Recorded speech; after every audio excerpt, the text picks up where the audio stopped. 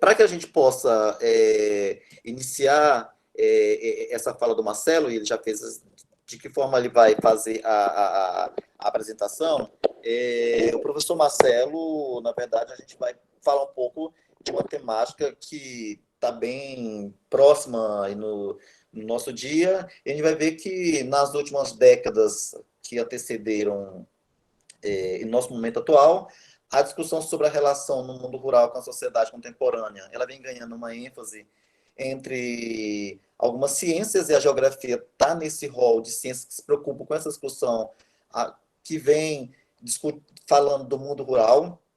Nesse sentido, a perspectiva territorial, a partir aí dos postulados da categoria território, ela representa uma possibilidade de leitura aí das ruralidades contemporâneas, principalmente, pessoal, a partir das expressões territoriais, aí considerando tanto a dimensão material da apropriação, como também a dimensão imaterial de apropriação do território, aí pensando em alguns teóricos sobre território. É nesse sentido que se inserem na academia recentes discussões sobre produção de alimentos, sejam eles associados às práticas tradicionais, a agricultura familiar é um exemplo disso, ou às novas práticas associadas ao saber, ao fazer junto aos processos modernos. O próprio Marcelo falou na sua fala que Uberlândia é uma região do agronegócio. E essas práticas vão produzir, assim, novas metamorfoses e novas ruralidades associadas aí ao ato de produzir alimentos. Assim, nós estamos diante de uma possibilidade interpretativa por parte da geografia, no que tange a compreender as expressões contemporâneas do ato de alimentar, ou melhor, dos novos e velhos territórios de produção alimentar. Em obras pretéritas ao trabalho do professor Marcelo Quelotti, a gente pode citar aqui uma consagrada obra de um geógrafo e médico pernambucano, nordestino, José de Castro, seria a Geografia da Fome, lançada aí na primeira metade do século XX, na década de 1940, em que o livro Geografia da Fome ele fazia um diagnóstico das causas e consequências da fome no Brasil. Momento aí que o próprio autor ele foi tido como revolucionário a sua obra, pois pela primeira vez foi corroborada ou foi discutida uma tese de que as causas da fome no Brasil, aí como o autor é do Nordeste, principalmente do Nordeste brasileiro, elas são de origens naturais.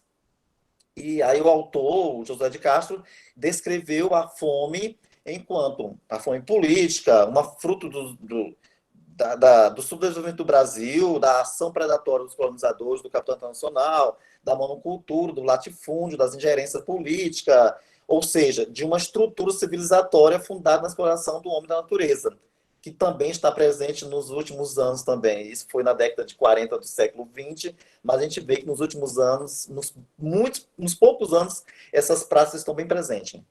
E num país que hoje tem mais de 4 milhões de pessoas contaminadas pelo Covid-19, aí mais de 130 mil mortes, estima-se, aí conforme os dados da ONU, que esse número de pessoas que irão ser acometidas pela fome passarão aí das casas dos milhões no Brasil.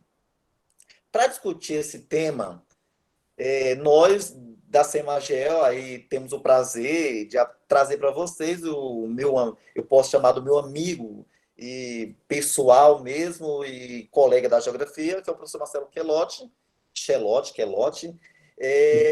que tem se dedicado aí nos últimos anos, juntamente com alguns outros geógrafos, a pesquisar, a orientar, a fazer trabalhos relacionados à temática dos alimentos e à produção das novas territorialidades. Então, só abrir um pouco da fala do professor Marcelo. Professor Marcelo, como de praxe, a gente tem que apresentar o nosso palestrante, o professor Marcelo Quelotti, Silvio Quelotti. Ele é professor associado da Universidade Federal de Uberlândia, a UFO, nos cursos de graduação, bacharelado e licenciatura, e também na pós-graduação, mestrado, doutorado. Ele recentemente fez o pós-doutorado na Federal do Rio Grande do Sul e doutorou-se pela Federal de Uberlândia. Nós tivemos a mesma orientadora, Marcelo, ele no doutorado e no mestrado, e também fez o seu mestrado na Unesp de Prudente, lá de onde conheceu a professora Marquiane, que tiveram esse papo bem próximos uns dos outros. Ele também é graduado pela Federal de Santa Maria, lá no Rio Grande do Sul. Então, o professor Marcelo, ele é membro do Laboratório de Geografia Agrária, o LAGEA, vinculado à UFO, e do Núcleo de Estudos Agrários Territoriais, que é o NEAT, que é um grupo de pesquisa certificado pelo CNPq. E ele tem experiência aí em geografia humana, trabalhando especialmente na geografia agrária, atuando nos temas de ruralidade contemporânea, reprodução social da agricultura familiar, expressões da alimentação e cultura no território e políticas públicas de educação e no campo. Tá um pouco aí do perfil do professor Marcelo. Então, professor Marcelo, fica à vontade e sinta-se em casa nesse friozinho de Uberlândia, tá bom? Francisco, muito obrigado pela excelente introdução. Você, inclusive, pontua algumas questões aí que eu vou abordar em relação a essa temática que alguns podem achar que é modismo, que é novidade, mas a gente vasculhando nos arquivos da geografia brasileira, a gente observa que é uma temática que já faz algum tempo que permeia as nossas pesquisas, talvez não com os nomes que hoje, no século XXI, ela tem recebido, como geografia dos alimentos, geografia da alimentação, porque a gente sabe, quem estuda um pouco de teoria e método, como que muitas vezes vamos colocando em caixinhas, mas que, na verdade, a geografia tem esse olhar amplo e, por exemplo, eu falo a partir da geografia agrária, mas não é exclusivo, porque aciona questões que vêm também do campo da geografia humana como um todo, mas é que o conhecimento moderno vai, aos poucos, nos colocando em caixinhas, só que muitas vezes elas também não nos definem. Fazemos parte delas, mas não só, Então, é isso que eu queria chamar a atenção em relação a essa questão da temática e dos alimentos na geografia. E, obviamente, pela minha formação, eu venho fazer essa análise a partir do viés da ruralidade e da territorialidade, como bem você já colocou aí, que está no meu currículo. Em relação ao meu sobrenome, Francisco, é da maneira que as pessoas acharem melhor. Estamos no Brasil, então é Chelotti. Mas, por ser um sobrenome italiano, a pronúncia poderia também ser Chelotti. Enfim, as duas maneiras estão bem, tá bom?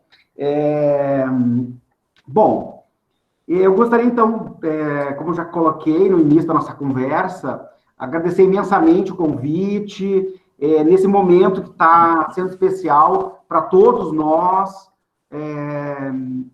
principalmente da universidade, de nos adaptarmos a essa realidade, de trabalharmos via remoto, algo que é interessante no sentido das novas tecnologias, mas que nós que trabalhamos com formação de professores, nós que trabalhamos com a questão humana, a gente sente muita falta da reunião presencial, do contato, mas, enfim, é o que nós temos para hoje e vamos usar a tecnologia da melhor maneira possível. Aqui em Uberlândia está sendo um desafio muito grande para nós, trabalharmos as aulas remotas, então, ou pelo Google Meet, como é o caso de hoje, ou os meus encontros mesmo na graduação aqui estão sendo pela Rede Nacional de Pesquisadores. Então, assim, várias plataformas, a gente vai se adaptando, Mas acho que o importante é que o encontro, ele aconteça, que seja virtual, que possa também fortalecer velhos laços, como já comentei aí, em relação a você, com a sua passagem aqui em Uberlândia, ou pela própria questão da Marquiana, da Carla, da Márcia, pelas passagens lá pela Unesp de Presidente Prudente. Então, e também, embora não conheço grande parte das pessoas que estão na sala, também é sempre um prazer ter contato aí com o pessoal da geografia, e principalmente de outras regiões do país, porque eu acho que esses diálogos são bastante proveitosos. Bom, a minha fala, ela... primeiro, assim, em relação ao título, né, quando o Francisco me solicitou o título, eu pensei em várias possibilidades, e aí eu tracei uma estratégia que é a partir do projeto que eu tenho, né, o meu projeto Guarda-Chuva, aonde meus orientandos, principalmente de mestrado e doutorado, estão vinculados, né? Então, a minha fala hoje seria intitulada, então, Alimentos, Ruralidades e Territorialidades, né? Bom, então, qual seria o ponto de partida, né, nesse sentido? Então, entender a alimentação como uma abordagem para o estudo do mundo rural, né? Então, falar de mundo rural falar, né, de uma dimensão que envolve tanto um mundo rural tradicional como um mundo rural moderno. Porque essas relações, elas cada vez mais, elas estão imbricadas diante do processo de globalização que nós estamos imersos, né? Então, são muitas vezes relações que são conflitivas, né? Muitas vezes são relações que passam a ser ressignificadas, né? Principalmente, às vezes, por uma ação do mercado, pelo turismo, né? E como que esses padrões também modernos vão também, de uma certa maneira, transformar os hábitos alimentares, né? Então, se nós pensarmos, né, historicamente, no Brasil, né, qual é a nossa identidade alimentar? É o famoso prato arroz com feijão, né? Então, é isso que nos identifica como, de norte a sul do país, como uma identidade alimentar, né? Mas aí a gente começa a fazer algumas perguntas, né? Quer dizer, esse padrão alimentar, ele se mantém? De que maneira ele se transforma nos últimos anos, na medida em que, né, avança, né, cada vez mais na economia a brasileira o setor agroindustrial, né, onde as comidas ultraprocessadas são cada vez mais bombardeadas nos nossos ouvidos via propaganda. Então, como que ficam essas questões, né? Então, são temas que vêm batendo na nossa porta. Também questões relacionadas aos hábitos tradicionais, né? Então, essas territorialidades forjadas a partir de um saber fazer que está materializado em determinados territórios, né? Que muitas vezes são apropriados e se transformam, por exemplo, em patrimônio cultural, material ou imaterial, né? E chegamos também numa questão hoje que está muito colocada para nós aí, que é a questão do próprio impacto, o efeito da pandemia no nosso padrão alimentar, né? E também na nossa questão, no caso brasileiro, principalmente, na questão da segurança alimentar, né? Então, são questões aí que estão batendo na nossa porta, e aí tem colocado para nós aí uma certa preocupação em relação às nossas fragilidades do ponto de vista dos rumos que a política pública tem tomado no Brasil nos últimos 2 anos, principalmente, num desmonte, né, desfavorecendo, obviamente, setores que nós consideramos estratégicos para o Estado brasileiro, que é, por exemplo, a produção de alimentos oriundos da agricultura familiar, né? Enfim. Bom, então é um pouco dessa lógica que tem movimentado nos últimos anos, e isso começou com a pesquisa no pós-doutorado, aonde então a gente começa a se perguntar, né, como que os territórios são organizados, reestruturados e apropriados pela e para a produção de alimentos. E aqui, pessoal, alimentos, a gente também incorpora, por exemplo, bebidas, né, no sentido mais amplo, né? Se nós pegarmos uma perspectiva cultural, né, por exemplo, no sentido de o alimento enquanto dádiva, enfim, muito presente, por exemplo, nas religiões de matriz africana, a bebida, ela entra como, por exemplo, um alimento de santo, né? Então, no sentido mais amplo, né? Então, entra a própria questão da produção de vinho artesanal, de cachaça artesanal, enfim, né? Bom, eu dividi, então, a minha fala em três momentos, né? Um primeiro momento seria uma pequena síntese dos estudos sobre alimentação no Brasil, que eu acho que é importante para nós situarmos essa questão, no sentido de que não se trata de um modismo, né? Mas eu acho que se trata mais de um revisitar da geografia sobre essa temática, né? Embora hoje alguns tentam colocar em caixinhas, no sentido de chamar isso de geografia dos alimentos, geografia da alimentação. Um segundo momento, uma reflexão sobre esta, que eu chamo de uma agenda de pesquisa na periferia da pós-graduação em geografia, tá? E aí eu tento demonstrar algumas questões aí, aonde que estão sendo realizadas essas pesquisas, e uma terceira parte que foi, assim, necessário se incorporar, também uma reflexão em aberto, porque o momento, nós estamos vivendo esse momento, que é as dimensões da alimentação na pandemia, né? Então, que é algo que nós já estamos observando empiricamente, mas já tem alguns estudos, algumas questões demonstrando alguns cenários bastante preocupantes, né? Enfim, seriam então esses três tópicos que eu considero importante trazer aqui para esse nosso diálogo hoje à noite, né?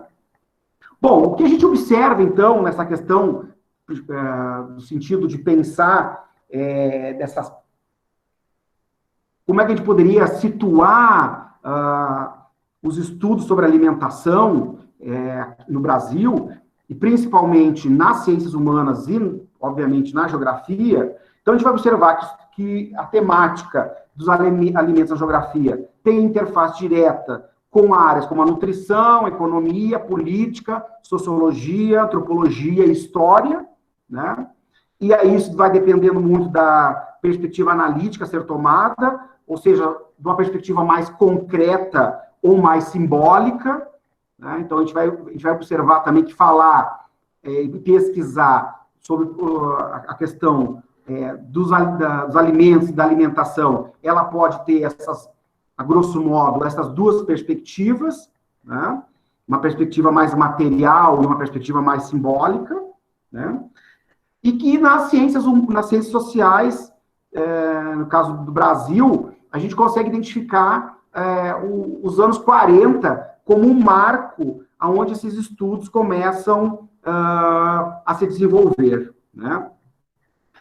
Como eu disse, embora a nomenclatura geografia dos alimentos, né, até colocando aqui entre aspas, seja recente na geografia brasileira, eu considero que o tema é antigo. E aí o próprio Chico já acionou aí essa questão, não tem como não considerarmos esse divisor de águas que foi a obra Geografia da Fome, de José de Castro, né? Então, a gente observa que essa discussão, ela não é uma discussão recente, né? Nas ciências sociais, em especial na antropologia, a gente vai observar que ela tem uma estruturação muito mais densa, mas principalmente por um viés da dimensão cultural, né? Então, essa questão da alimentação em comunidades tradicionais, a questão do alimento como uma dádiva para algumas comunidades, para algumas religiões de matriz africana, enfim, né?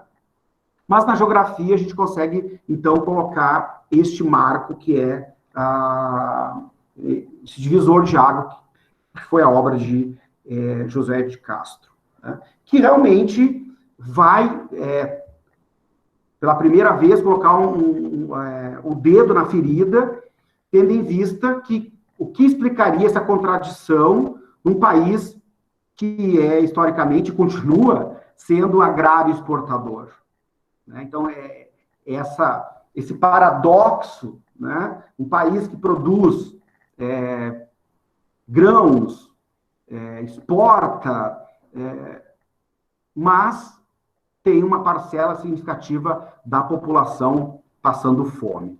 Então, quais seriam as raízes, né, estruturais desse processo, é o que o José de Castro vai trazer para nós. Então, a gente consegue, a grosso modo, então, colocar dois nomes como os pioneiros dessa discussão. Então, o primeiro vai ser realmente, né, não necessariamente nessa ordem de importância, mas então, um deles seria, então, realmente o José de Castro, né, na obra Geografia da Fome e Geopolítica da Fome, então, demonstrando as carências alimentares do sertão e do litoral nordestino, né, fazendo uma distinção entre fome endêmica e fome epidêmica, e mostrando essa questão da concentração da terra, da exclusão das pessoas dos meios de produção. O outro pioneiro que nós consideramos também é o Câmara Cascudo, História da Alimentação, aí buscando entender as raízes indígenas, negra e portuguesa da alimentação brasileira, né? Eu destacaria o fato do José de Castro ter contribuído, o seu pensamento, né, ter contribuído para a formulação da política de merenda escolar no governo Getúlio Vargas. E aí inclusive participei,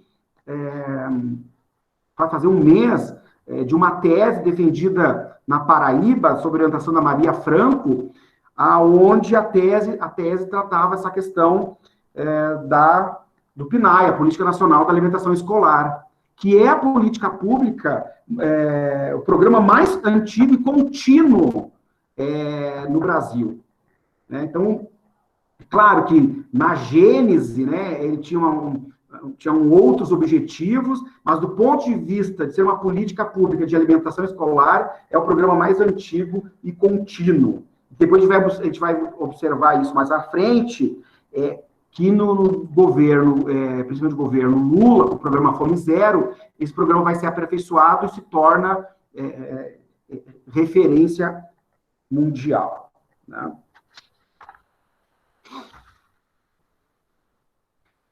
Bom, depois a gente pode considerar, nos anos 70, um outro marco importante nos estudos e pesquisa sobre alimentos e alimentação, vai ser, então, o papel desempenhado pela Embrapa e pela Emater, as empresas de extensão rural.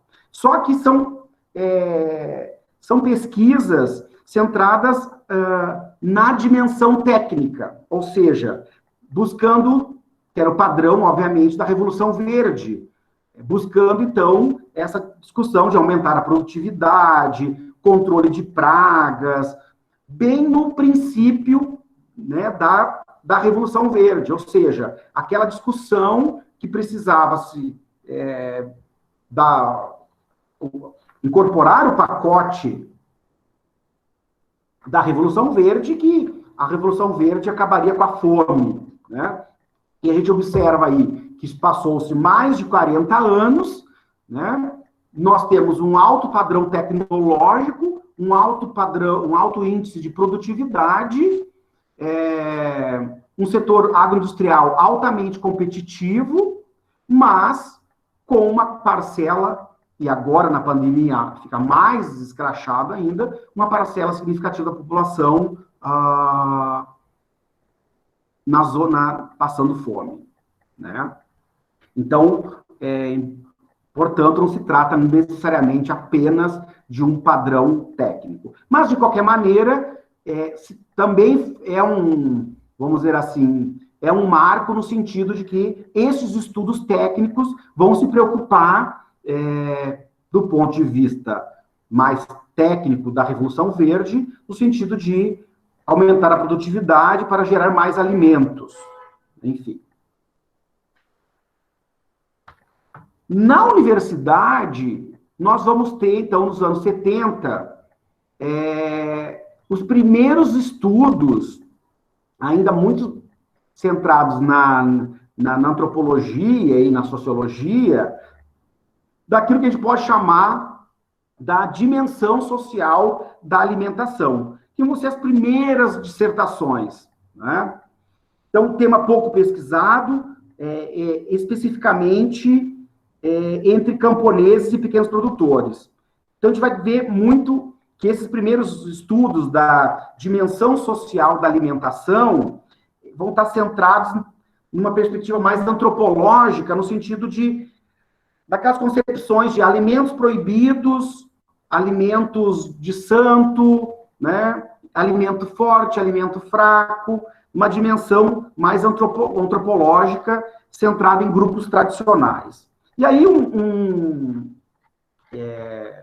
quem vai se destacar nesse momento, né, vai ser o Klaas Woertemann, com a discussão do ideário da alimentação em grupos rurais, né? E aí dá para se destacar, por exemplo, o livro O Trabalho da Terra, que trouxe para nós aí, demonstrou aí a existência de uma matriz camponesa, um todo cognitivo relacional no qual plantas, alimentos, solos, animais e até doenças eram, a grosso modo, classificados a partir de categorias, né? Então, alimento forte, alimento fraco, alimento quente, alimento frio.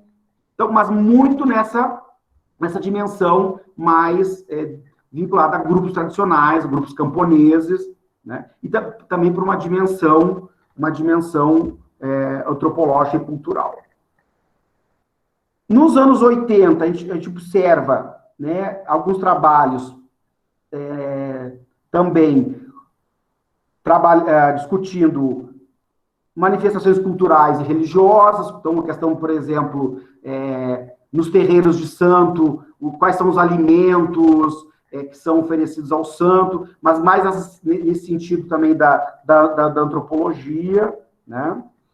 E começa também a aparecer os primeiros estudos sobre o ideário da alimentação do operário urbano, porque seria esse momento onde nós teríamos passado já por um forte processo de industrialização, e esse padrão alimentar, não se trataria mais somente no Brasil de um padrão alimentar tradicional, né? Também já teria incorporado aí um padrão alimentar urbano, principalmente nesses eixos de industrialização, como Rio, São Paulo e Belo Horizonte, né? Bom,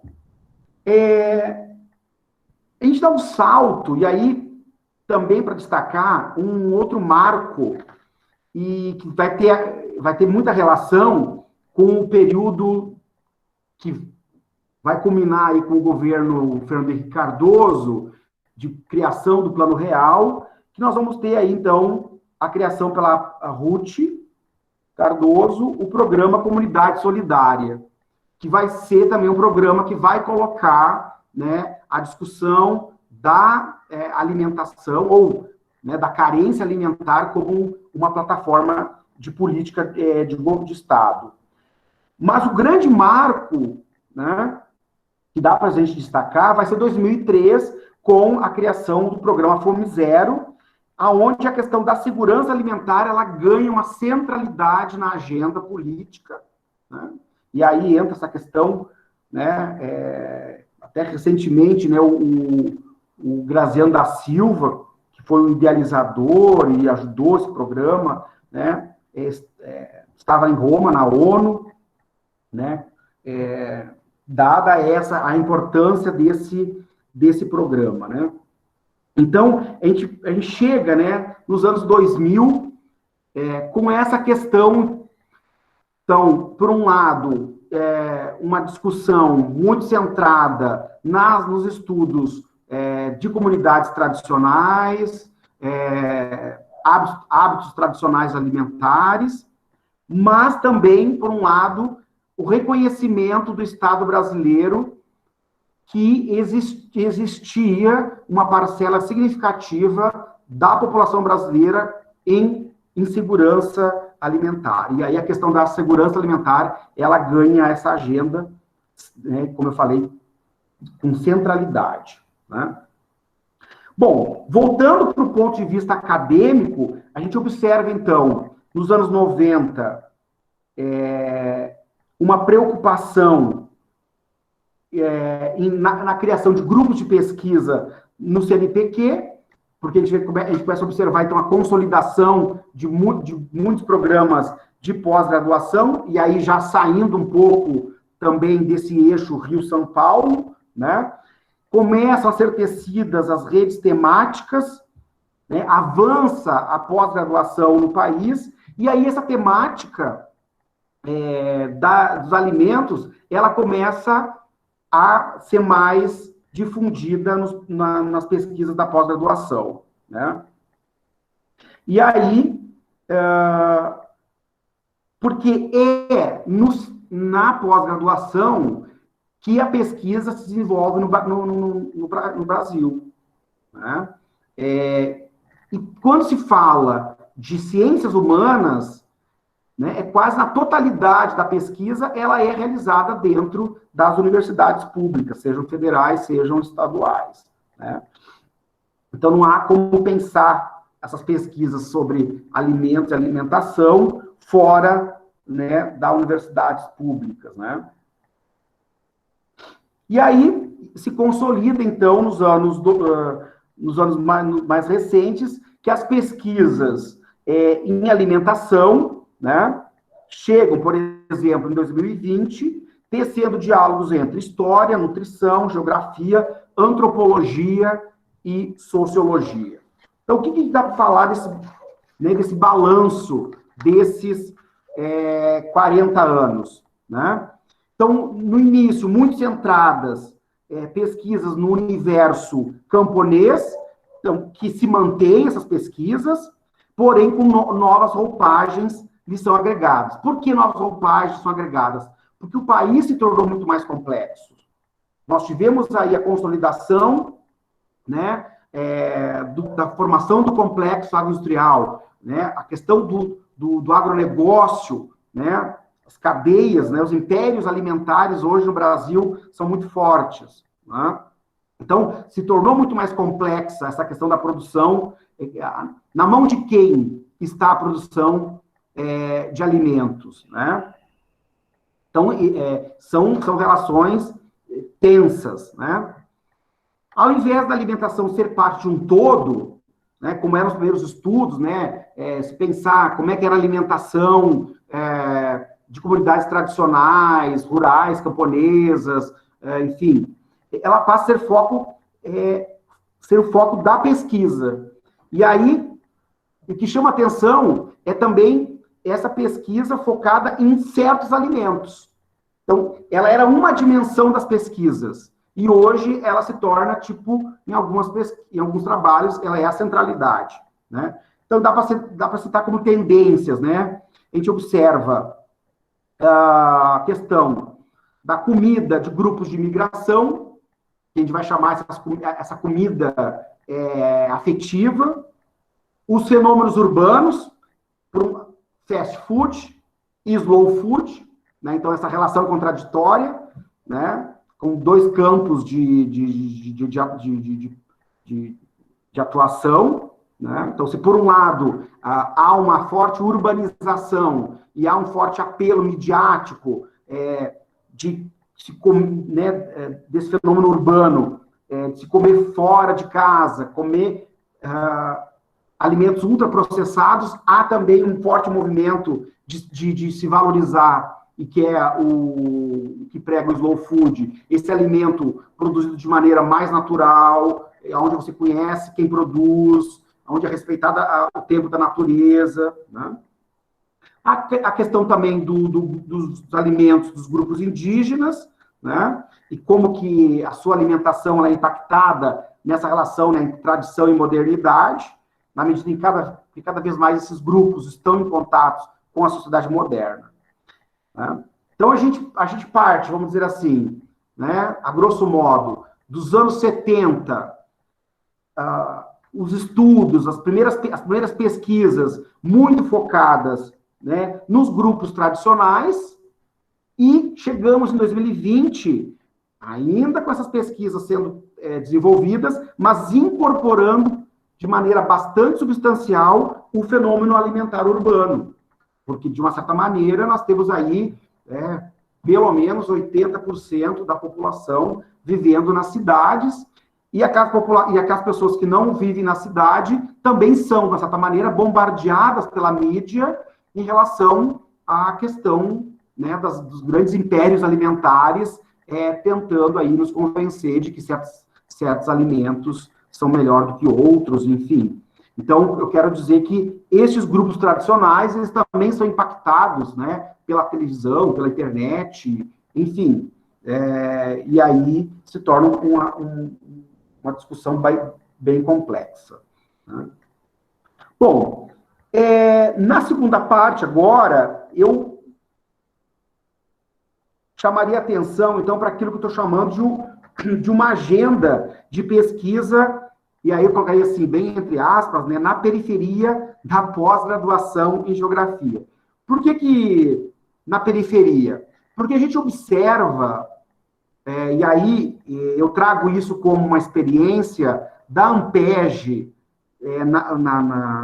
de 2019, que foi realizada na USP, que ficou evidente que as pesquisas que estão em curso na geografia brasileira, que levam em conta a temática alimentos, elas não estão no que a gente chama do eixo Rio-São Paulo, né? Elas estão nos programas do interior, por isso estou chamando, então, dessa periferia, né? Então, por isso estou chamando, então, dessa agenda de pesquisa emergente na geografia. Porque também nós temos que considerar hoje uma consolidação. Se nós pensarmos, por exemplo, em relação à pós-graduação, nos anos 90, por exemplo, eram 4, 5 programas de pós, basicamente no eixo Rio-São Paulo. Hoje, nós temos uma abrangência contando mestrados, né? Se não me falha a memória, são 70 programas de pós-graduação, né? Então, isso demonstra, né, que, e aí eu fiz esse exercício, peguei os anais da Enampeg 2019, e em especial o GT 21, denominado Geografia dos Alimentos, Memória, Tradição, Ressignificação, Saberes e Fazeres no Campo e na Cidade. Foi, então, a primeira vez, em 2019, na Ampeg, que teve um GT onde a temática foi específica sobre alimentos, e aí foram inscritos 27 artigos, frutos de dissertações ou teses em curso, né? E o detalhe, abrangendo de norte a sul do país. E ficou bem evidente que os programas de pós, aonde essas pesquisas estão alocadas, elas não se localizam, como eu falei, nesse eixo Rio-São Paulo. E aí eu faço um parênteses, porque em outro momento eu fiz também esse exercício para a temática educação do campo, que é também um tema que já me dediquei bastante aí, com orientações e pesquisas, inclusive com o PIB de Educação do Campo, onde nós fizemos um levantamento e até gerou uma dissertação, aonde a gente demonstra que a temática Educação do Campo nas pesquisas em pós-graduação no Brasil, elas também não estão nesse eixo Rio-São Paulo, né? Então, demonstrando como que a importância do processo de interiorização dos programas de pós-graduação e a possibilidade desses programas trazerem temáticas que talvez nos grandes centros não é que não sejam importantes, mas os seus pesquisadores já têm uma outra, tem uma larga tradição com outros temas, né? E os temas, muitas vezes, também revelam aquilo que o lugar, como diria Milton Santos, aciona, né? Então, são as questões emblemáticas de cada lugar.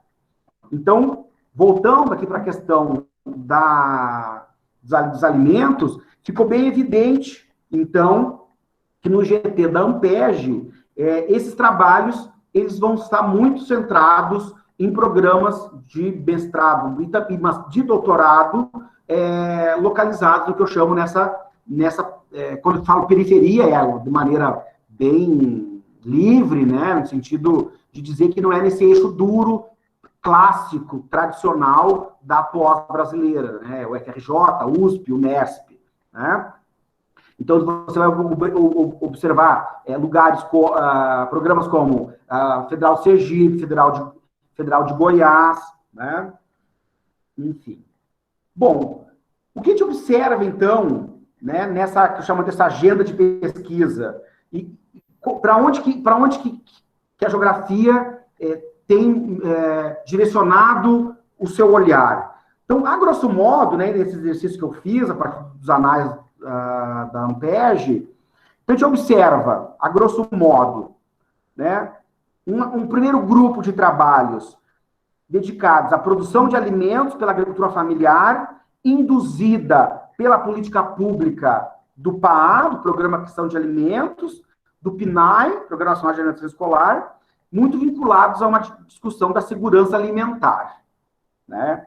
E aqui eu faço aqui depois um parênteses, né, que essa questão aqui, que teve centralidade por mais de uma década na esfera da política pública, está em pleno desmonte, em pleno ataque, e isso é bastante perigoso.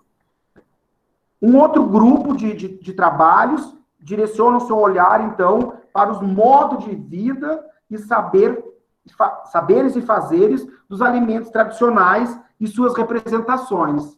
Então, um pouco daquilo que eu chamei lá na primeira parte da minha fala, em relação a esses estudos que levam em conta, né, essa relação entre uma ruralidade e essas territorialidades de grupos tradicionais, né? Que podem ser camponeses, podem ser quilombolas, indígenas, né?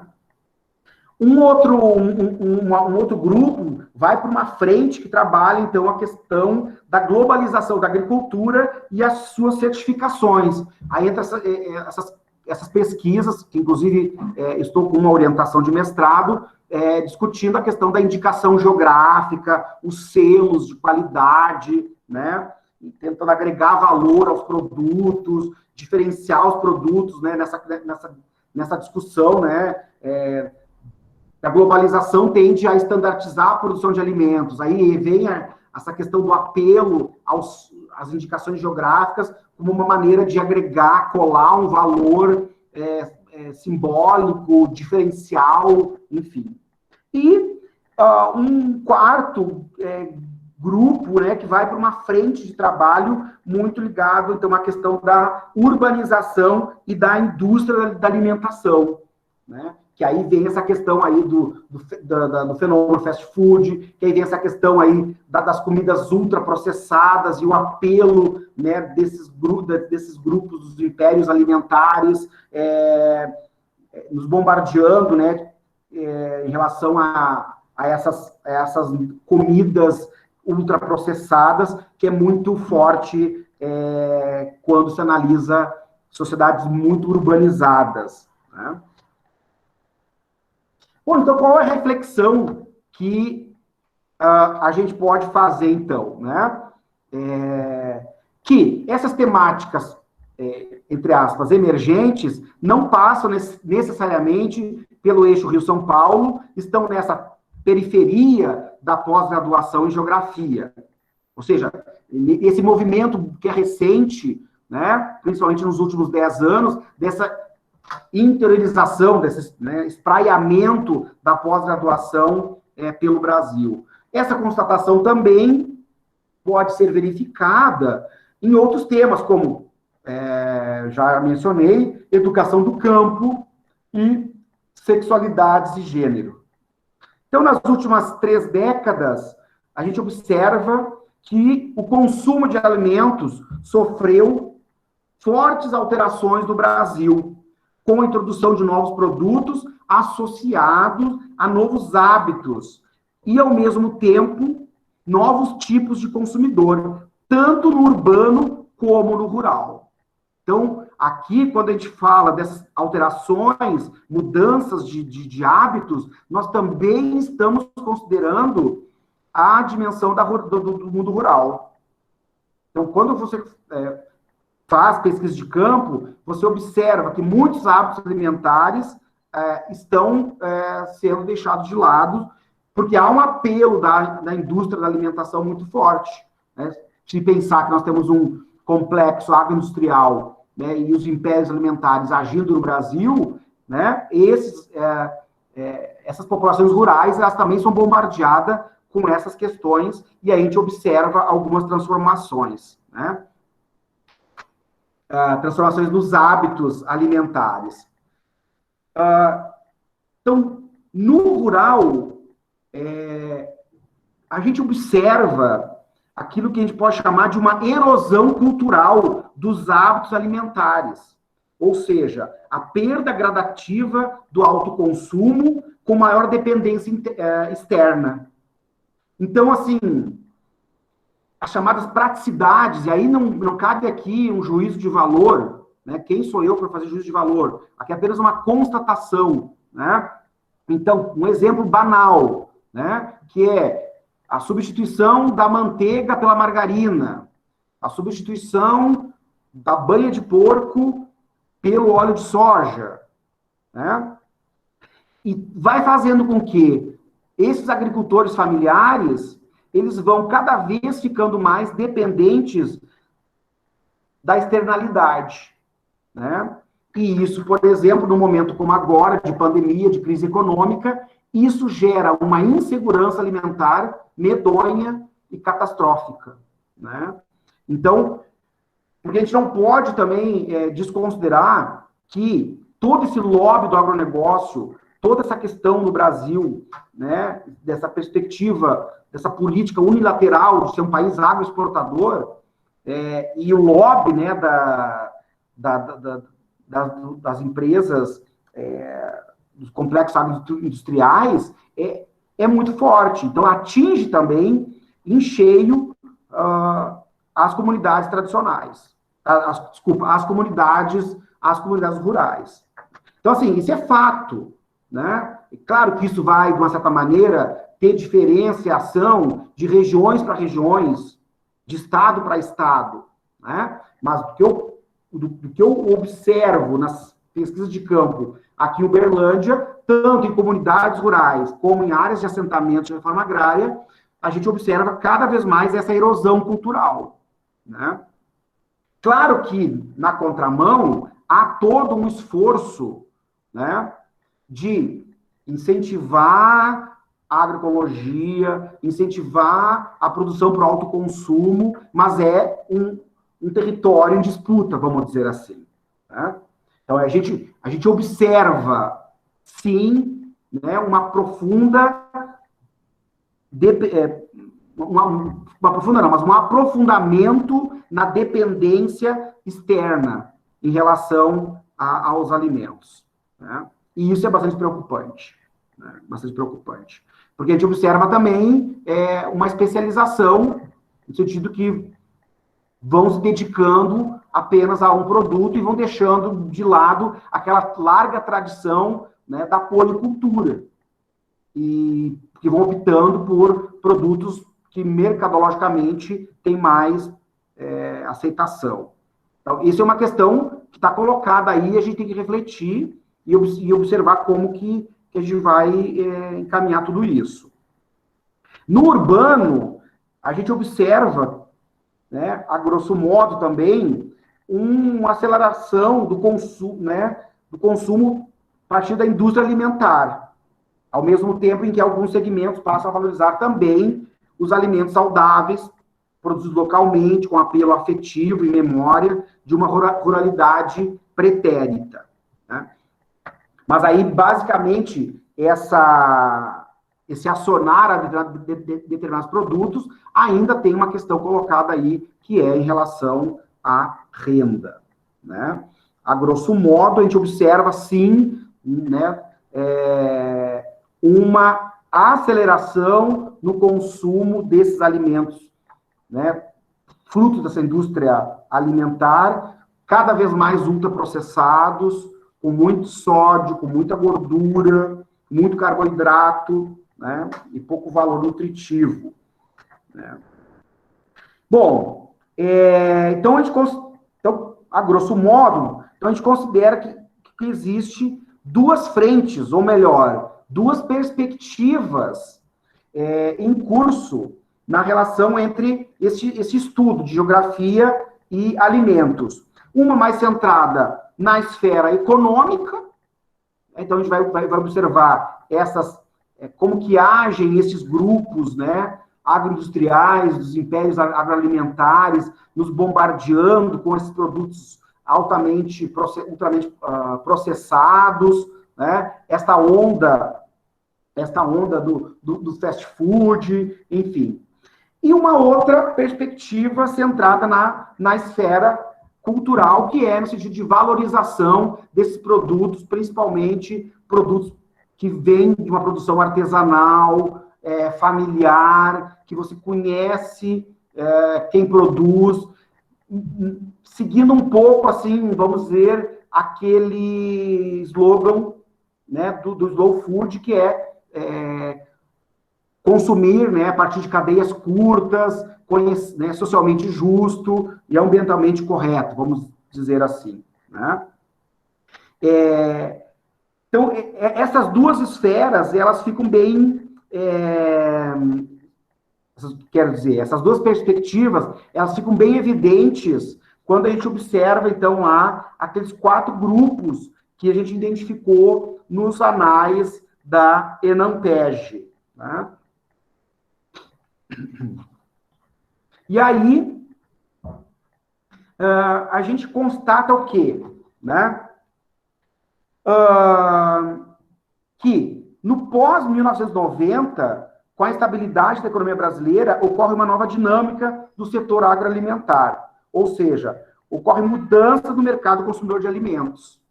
Então, essa urbanização, né, e esse apelo, né, de propagandas, de vender um estilo de vida, faz com que muda-se bastante essa dinâmica do setor agroalimentar. Ou seja, caminhando para uma seara que vai para essa questão dos alimentos ultraprocessados.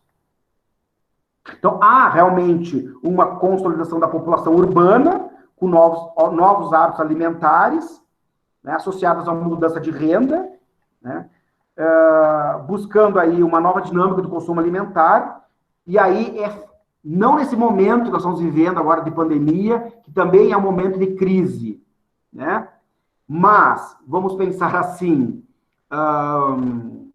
até o golpe, né, até o golpe, a gente dá para ficar evidente dos dados que a gente consegue acionar, que esta elevação da renda, ela também faz com que as pessoas acionem mais produtos industrializados, a questão de comer fora de casa, né, ou seja, uma diversificação do consumo alimentar. E aí, aquela questão do prato brasileiro, o arroz com feijão, é comprovado a diminuição do consumo do arroz e feijão na medida em que você tem uma economia mais estável e com renda. Não é a questão do momento colocado agora, é do momento de crise alimentar. E aí, é fato, você pega os dados e você vê que a produção de alimentos básicos, feijão, arroz, vem passando por mudança progressiva no padrão alimentar, em especial das médias e grandes cidades, estão diminuindo o consumo per capita desses alimentos básicos. Isso, claro, fora do contexto de pandemia e crise econômica que estamos vivendo hoje. Né? Bom, antes de ir então, para a terceira parte, então eu gostaria de destacar como que as nossas pesquisas elas estão sendo direcionadas. Então, dentro dessa discussão, que tem uma perspectiva mais econômica e uma perspectiva mais cultural, das 4 pesquisas que estão em curso aqui em Uberlândia, 3 eu posso dizer que estão caminho para uma perspectiva mais cultural, que é, por exemplo, a questão da produção do vinho artesanal do sul mineiro, por camponeses, que produzem esse vinho artesanal, a cachaça artesanal no norte mineiro e o queijo artesanal da Serra da Canastra. E a pesquisa, a indicação geográfica do café do Cerrado, que é essa pesquisa que caminha mais para uma perspectiva econômica. Então, eu acho que isso reflete também essas 2 grandes perspectivas que as pesquisas sobre alimentos na geografia podem adquirir. Né? E, claro, nesse caso aqui, pela minha própria formação e trajetória, com este forte apelo da ruralidade e como que isso se reflete nessas territorialidades. Né? Então, essas territorialidades da produção do vinho artesanal, as territorialidades da produção da cachaça artesanal, as territorialidades, né, da produção de queijo artesanal. Né? E como não teria como falar dessa questão sem abordar a dimensão da alimentação na pandemia, que seria, então, essa terceira parte, onde eu, então, encerraria a minha fala aqui com essa questão. De uma certa maneira, empiricamente, nós estamos observando isso a partir, né, das vivências que nós temos, a partir da mídia, né, que a questão da pandemia trouxe, principalmente para o Brasil, um grande desafio em relação à questão da segurança alimentar. Então, lá na introdução, o Francisco trouxe essa questão, né, da pandemia e como que a questão da fome voltou a assombrar a realidade brasileira. Não nos esqueçamos que nós tínhamos saído do mapa da fome, e nós saímos do mapa da fome graças à forte política consolidada a partir do Fome Zero, né? Mas agora nós estamos em outro momento político, aonde, né, as prioridades e a concepção do atual governo não caminham nessa direção. Então, fica evidente, né, que as escolhas deste atual governo não dialogam, por exemplo, com essa questão, né, do fortalecimento da política pública, no caso da produção do programa Aquisição de Alimentos, a própria questão do PNAE, né, que é o Programa Nacional de Alimentação Escolar, que garante, né, 30% dos alimentos sejam adquiridos da agricultura familiar. Tudo isso não é agenda do atual governo, porque o pacto deles é com o agronegócio e a questão agroexportadora. Né? Então, fato colocado aí, está aí a própria questão, né, emblemática aí da questão do arroz, né? Que ficou evidente isso. O governo, nos últimos anos, não se preocupou em ter estoques. Hoje, o setor agroindustrial decidiu que é melhor exportar do que vender para o mercado interno, porque essa é a lógica do mercado, e estamos aí com o preço do arroz do jeito que está. E detalhe, pessoal, né? Quem está sendo beneficiado são os grandes grupos agroindustriais. O produtor de arroz lá na safra, ele já entregou essa produção, né, para os atravessadores, para o setor agroindustrial, e é o setor agroindustrial que está barganhando isso. Então, isso mostra o quê? Que também o perigo dessas políticas chamadas liberais, né, onde o mercado regula. Vejam aonde que deu, né? Estamos em plena pandemia, plena crise econômica, e o produto que é básico, que é da nossa tradição alimentar, o arroz e o feijão, mas no caso específico o arroz, está a um preço absurdo, em função, absurdo no sentido de que também temos uma população empobrecida, a classe trabalhadora, que o efeito do arroz para a classe trabalhadora, ele tem um impacto. Para a classe média é outro impacto, né? Então, essa é uma questão que tem que ser considerada. Bom,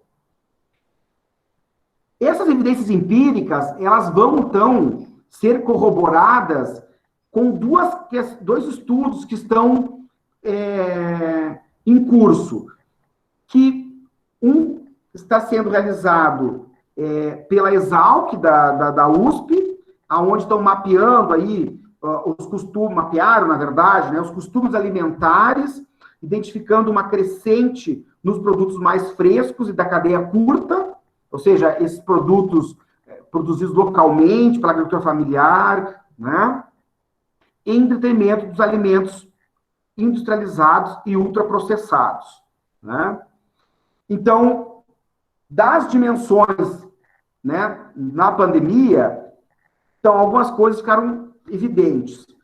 A questão das próprias compras de alimentos online, a questão dos produtos frescos naturais, em contrapartida, também há um aumento da questão do fast food, por essa própria questão da compra online, né?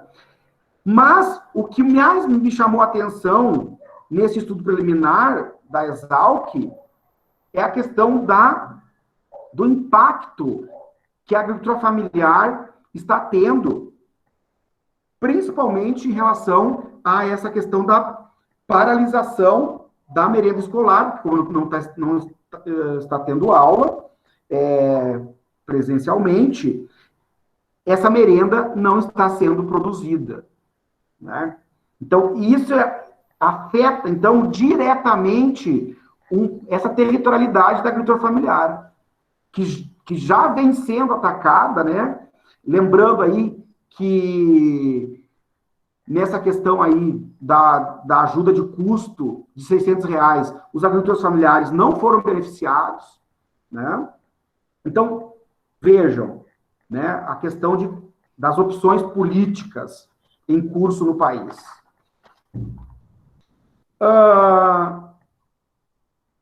Uma outra pesquisa aí centrada na Embrapa sobre as megas tendências dos sistemas alimentares aponta a grosso modo, para algumas questões.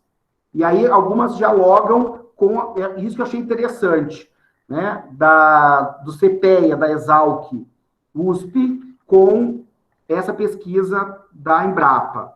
Também a Embrapa vai trazer a questão das plataformas de comércio eletrônico, encurtando a distância entre consumidores e agricultores. Então, essas plataformas têm sido, para muitos agricultores familiares, uma das únicas alternativas, aqueles que conseguiram, então, criar grupos de WhatsApp, enfim, para poder escoar sua produção. Aqui em Uberlândia ficou muito evidente isso, a perda da produção, porque as escolas não estavam recebendo esses produtos, né?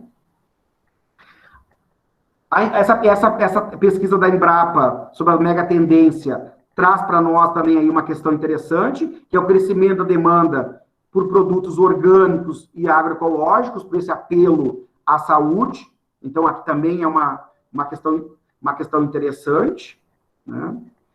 A própria questão aí dessa popularização dos aplicativos de entrega de alimentos preparados. Então, também tem isso, né? Que há também uma crescente no sentido de buscar alimentos frescos, né? Mas também há uma crescente nos alimentos preparados, né? E aqui também bate também essa questão da mega tendência, a pesquisa da Embrapa sobre a mega tendência dos sistemas alimentares, a questão que chama a atenção aí da diminuição da renda, né, gerando o desequilíbrio da segurança alimentar. Então, acho que aqui essa questão trazida pela Embrapa ao meu ver, assim, o grande problema que nós estamos já visivelmente enfrentando aí, né, que é o desequilíbrio da segurança alimentar, né? Então, com a pandemia, né, se acentuou, né, o nível de pessoas passando fome, até por uma questão aí da perda de renda, né? Então, a gente buscando lá os dados, né, no Programa Mundial de Alimentos, né, a gente observa assim, que a ONU dizia que antes da pandemia eram 135 milhões de pessoas passando fome no mundo. Pós-pandemia, né, agora, né, com a pandemia, saltou para 265 milhões. Lembrando, né, pessoal, que sempre esses dados são estimativas, né? Então, quer dizer, isso pode ser muito mais aprofundado. E aí, o que a gente observa, então, nesse contexto, né, da dimensão da alimentação na pandemia? Que é uma questão política em curso, né? Por exemplo, o Ministério da Agricultura fazendo pressão para alterar o guia da alimentação da população brasileira, né, que é uma referência mundial ao combate à fome. Então, a inclusão dos alimentos ultraprocessados, né, bolachas, salgadinhos, refrigerantes, macarrão instantâneo, vão na contramão da segurança alimentar e de toda a política pública exitosa, como Fome Zero, o PAA, o PNAE, né? Então, a alimentação, né, os alimentos se configuram como um território em disputa, né? E cada vez mais fica evidente, né, que a comida enquanto o ato de comer enquanto um ato político, né, de poder escolher, né, qual produto, da onde ele vem, quem o produz, né? Então, essas questões são questões que vão precisar de uma melhor reflexão, porque elas estão acontecendo, né? Mas fica evidente, então, que a pandemia, ela trouxe novamente esse fantasma da insegurança alimentar e da fome no Brasil, né? Fica evidente, então, que essa saída, né, do Estado, no sentido de deixar o livre mercado, é muito perigoso do ponto de vista da segurança alimentar, né? E que, como se tudo isso não bastasse, o governo atual governo, tenta pressionar essa questão aí, claro, por um lobby também muito forte das indústrias da alimentação, né? Então, se pensar aí, tipo, a própria Bunge, Cargill, ADM, todas elas, que até então só processavam grãos, estão aí se inserindo diretamente na indústria da alimentação. Isso não é de graça, né? Bom, dado já o horário, eu vou, então, indo para minhas reflexões finais, né? Então, o que dá para a gente considerar? Que, em primeiro momento, a consolidação da população urbana com novos hábitos alimentares, então, isso é um fato.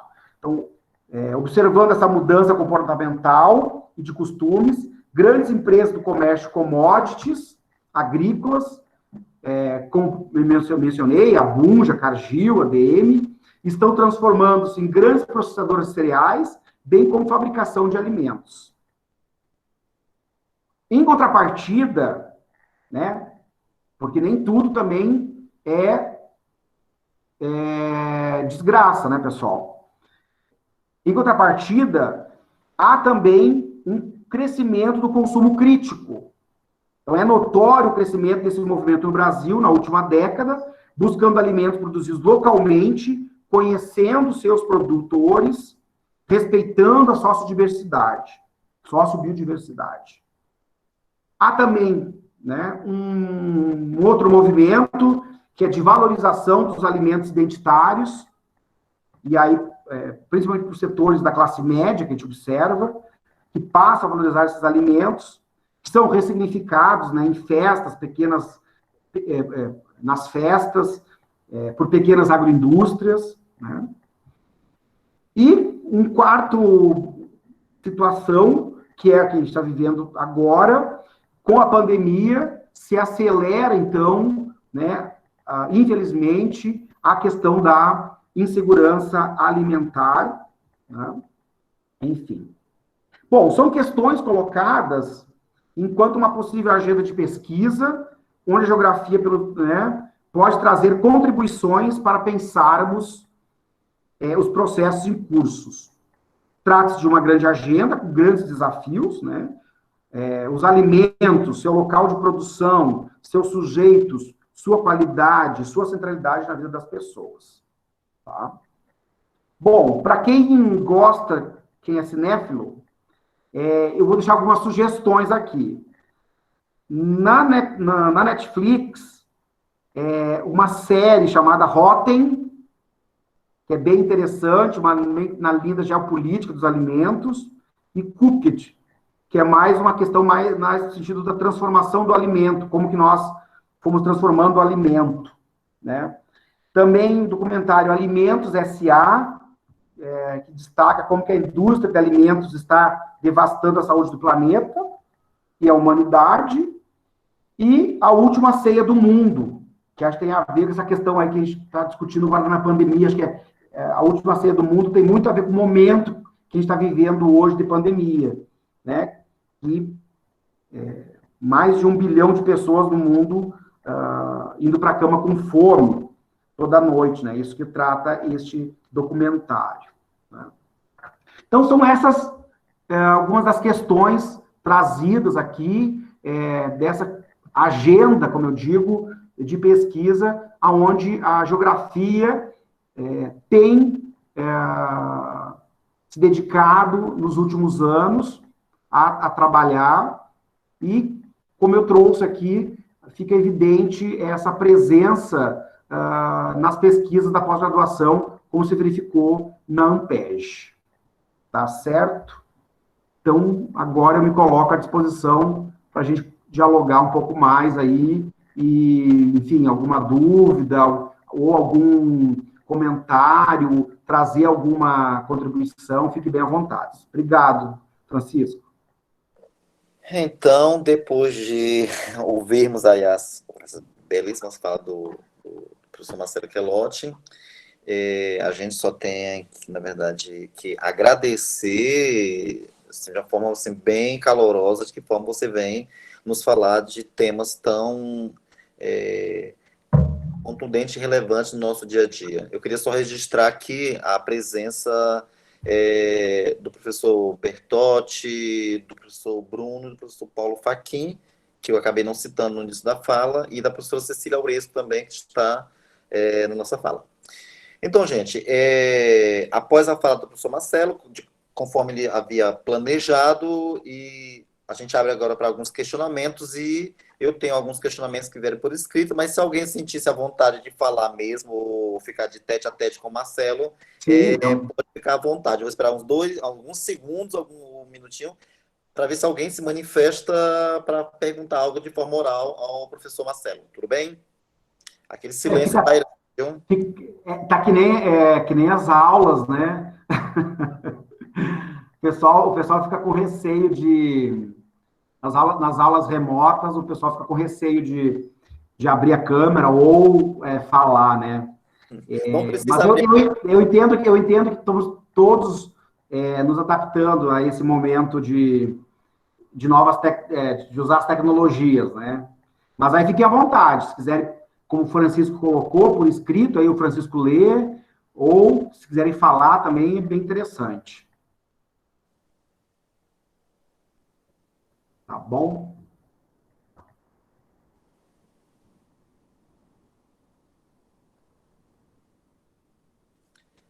Deixa eu iniciar. Então, se alguém sentir essa vontade, pode manifestar. Então, Marcelo, eu tenho aqui alguns questionamentos. Eu mesmo vou fazer um, mas eu vou deixar para depois. Então, tem um questionamento aqui de um aluno, eu vou até nomeá-los, se me permitam. Então, Matheus, que é aluno da pós-graduação, do mestrado, inclusive orientando a professora Carla, e ele faz a você, então, de que forma os financiamentos para produtores familiares, e especialmente no Brasil, a partir dos programas do Pronaf, houve alguma mudança aí de concepção ou mesmo de objetivos ao longo dos governos neoliberais mais recentes. Aí ele pergunta, os agricultores familiares ainda são os mais privilegiados desse programa?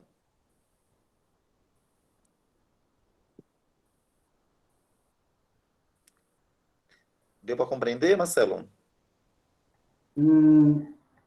Mais ou menos. O aluno ele faz um questionamento a respeito do Pronaf, de que ele vem no sentido de financiar a produção agrícola. Tá? Uhum. Nesse programa, no Pronaf, ele houve algumas mudanças, ingerência na concepção ou de objetivos nos últimos governos. Então, a partir da sua visão de campo, a sua visão de pesquisador, de estar acompanhando alguns trabalhos aí por Minas Gerais, ou mesmo por São Paulo, enquanto você esteve lá, os agricultores familiares ainda são os mais privilegiados desse programa, ou houve um outro contexto a partir do que a gente viu nesses últimos governos? Pensando até mesmo se atual governo que você acabou citando, que alguns dos grandes falas suas não são, na verdade, agenda desse atual governo. Uhum. Não, eu vejo assim, ó, eu não consigo identificar que nesse momento os agricultores familiares estão sendo privilegiados, pelo contrário. A própria questão aí de não terem conseguido acessar os R$ 600 demonstra essa marginalização da agricultura familiar, porque a agenda econômica entende que hoje esse é o papel do agronegócio, produzir o alimento. Né? Então, assim, está bem evidente nesse governo assim, que essa questão aí da agricultura familiar ela não tem centralidade. Exceto, talvez, uma agricultura familiar mais vinculada ao mercado, mais comercial, mas em linhas gerais, não. Não consigo ver como privilegiado, não. Pelo contrário, eu acho que pelo que demonstra, eles estão sendo atacados.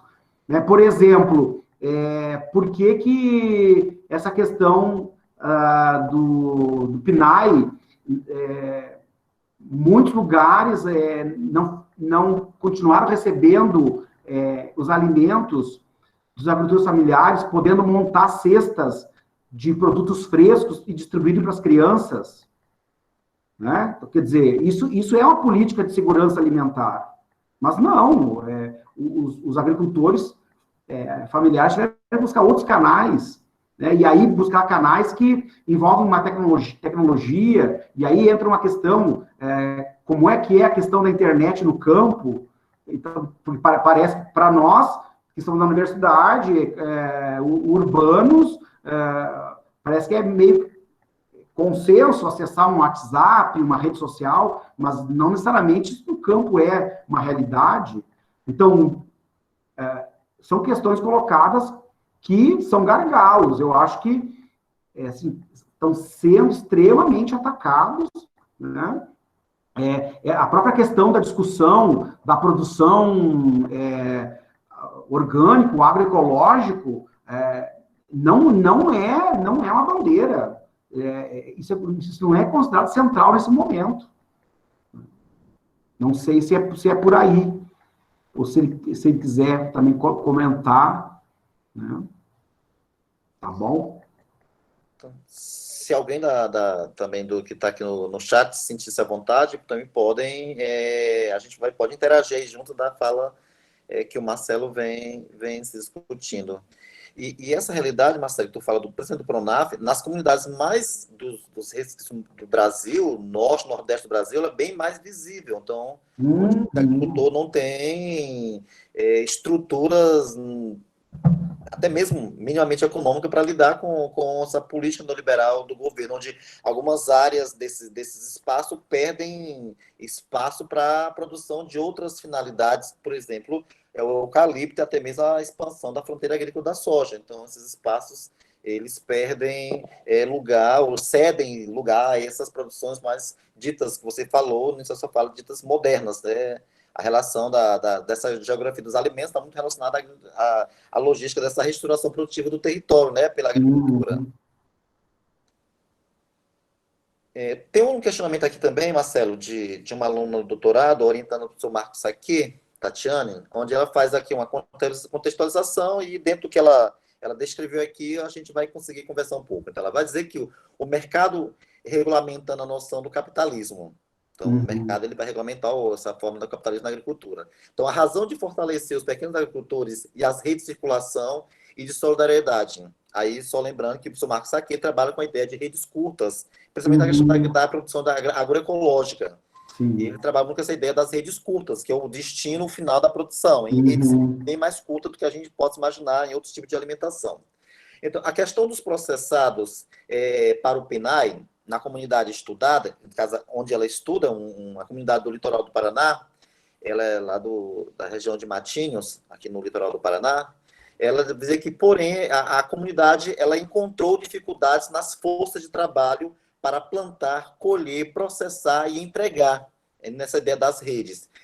Tendo prejuízos, ou seja, o que já era escasso ficou evidenciado mais escasso pela falta de estrutura. Isso a gente começou a falar anteriormente.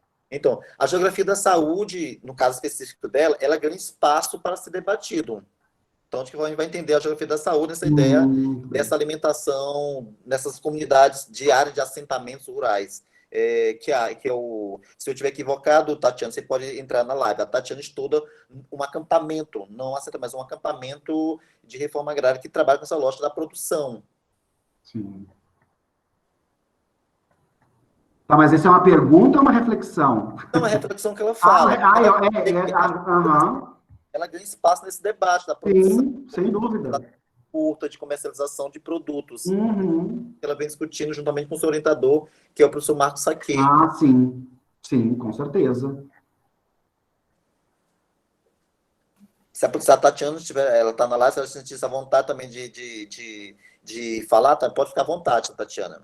Essa questão, que é uma das questões que foi colocado ali, né? Quer dizer, que há, na verdade, todo um lobby, né, no sentido dos ultraprocessados, enfim, mas também há uma outra frente que busca, como eu falei, né, pegando aí, a grosso modo, a lógica do slow food, de valorizar isso que ela está chamando aí, essas redes de circulação e de solidariedade, essas cadeias curtas, né, mas muito envolvidas, assim, no sentido que é um ato político, né, o ato de comer enquanto um ato político, né, mas isso como experiências, vamos dizer assim, pontuais, que, claro, a nossa vontade é que isso fosse mais presente, né, mas são experiências, claro, nenhuma revolução, seja ela qual for, ela acontece da noite para o dia, ela é um processo lento, e eu creio que essas redes de circulação, de solidariedade, vão nesse sentido de fortalecer essas pessoas que estão valorizando essa questão do, bom, qual é a origem daquilo que eu como, quem é que produz, né? Mas isso não é, vamos dizer assim, ainda um pensamento espraiado, popularizado, né? Ainda há entre nós, assim, essa questão, porque, assim, eu tenho 42 anos, a minha geração, ela foi totalmente, a educação alimentar, que começa também na escola, e aí entra a importância do PNAE, e aí entra a importância do PNAE absorver pelo menos 30% da agricultura familiar. Nós fomos educados na escola, via merenda escolar, a consumir produtos processados. Então, o que eram aqueles leites, aquelas que só misturava uma água e aquilo estava pronto a merenda escolar? Quer dizer, a diferença de hoje, quando você... Digo hoje, sim, né? Antes da pandemia, né? Você ia nas escolas e você observar verduras, legumes, isso vem da onde? Vem dessas redes de circulação de cadeia curta, né? Não vem de uma central que está, por exemplo, em Belo Horizonte. Não, vem aqui dos assentamentos, das comunidades rurais de Uberlândia. Então, essa é uma mudança, parece pequena, mas é uma mudança significativa. Mas a gente tem que pensar também que a gente tem aí quantos anos de uma educação alimentar que a própria escola, pelo PNAE, né, foi nos educando. Então, é bem complexo, né?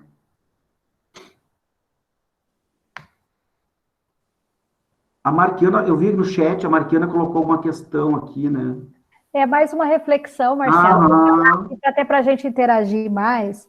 Eu ouvindo você falar, eu fiquei assim impressionada, porque nós temos uma feira agroecológica aqui na Unicentro, que eu sou da equipe que faz a gestão dessa feira agroecológica. Que a Fernandinha Cuta também é parceira? E a Fernanda está junto, a Fernanda faz parte da equipe. Até depois quero colocar o WhatsApp com você para mandar o link do livro que está fresquinho saindo aí. Por favor. Com apoio do CNPq, de um projeto de agroecologia. Por favor. Assim, é só para relatar para você assim o que a gente tem vivido, né? Perfeito. Nós estamos com os agricultores aqui que são do município vizinho, mas é sempre no voluntarismo. Eu acho que o que você coloca da importância das políticas públicas é fundamental, porque essa agricultora que nos fornece, por exemplo, amanhã, terça-feira, é o dia que eu estou fazendo a entrega dos alimentos, eu e mais uma estagiária e mais um professor. Nós vamos uma vez por semana para montar sacolas e entregar. Os pedidos estão baseados no voluntarismo, que é feito pelo WhatsApp. A agricultura traz e custeia o transporte dela com esse valor que ela recebe semanalmente, né? E a gente vê, por exemplo, teve uma estiagem aqui, que você está vivendo aí com mais intensidade, mas aqui é uma região que chove muito, mas tivemos também uma estiagem, e ficou aí uma semana, duas, sem ela poder entregar os alimentos. Quer dizer, isso já teve um impacto naquela agricultora, né? Nós tínhamos a feira, quer dizer, a feira fazia as pessoas se encontrarem. De repente, acaba a feira. Então, nós resolvemos fazer pelo WhatsApp. Então, a Fernanda, a Icuta cuida lá em Irati, e nós cuidamos aqui, o professor Jorge, que coordena, o professor Jorge Fávaro, que você deve conhecer. Sim. E... basicamente nós temos uma equipe, né? Mas nós estamos fazendo essa logística aí. E aí o que eu queria, esse eu queria comentar com você, da importância disso que você fala, da política pública como um motor de transformação. Mas eu queria te perguntar sobre a fake news no convencimento, o papel da fake news, porque o que eu tenho percebido? Quando houve essa questão do arroz, que você explicou para nós brilhantemente aí, começou a chover nos WhatsApp das famílias. No meu também. Fake news defendendo. Por que você paga tanto na cerveja e não quer pagar tanto no arroz? Como se fosse uma questão dos R$25 que foi o pacote de arroz, ou teve lugares aqui que chegou a quase R$30, né?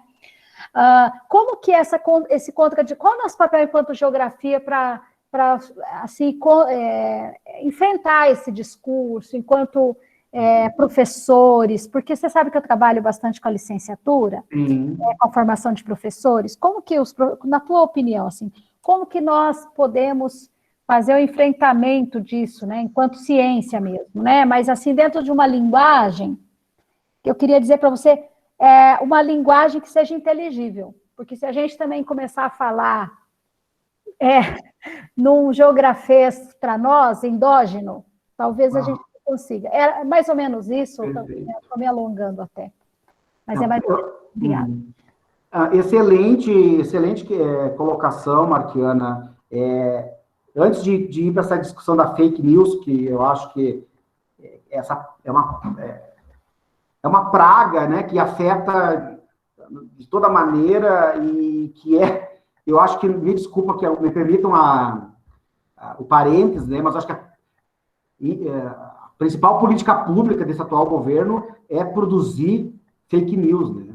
Enfim, não é gratuito, infelizmente, é para desmobilizar, é para desinformar, enfim. Mas antes de falar da fake news, você trouxe essa questão da feira, e aí, como que as feiras, elas têm uma dimensão para além do ato de comer, né? Não é claro que, veja, vocês, claro, no voluntariado, estão fazendo esse alimento circular.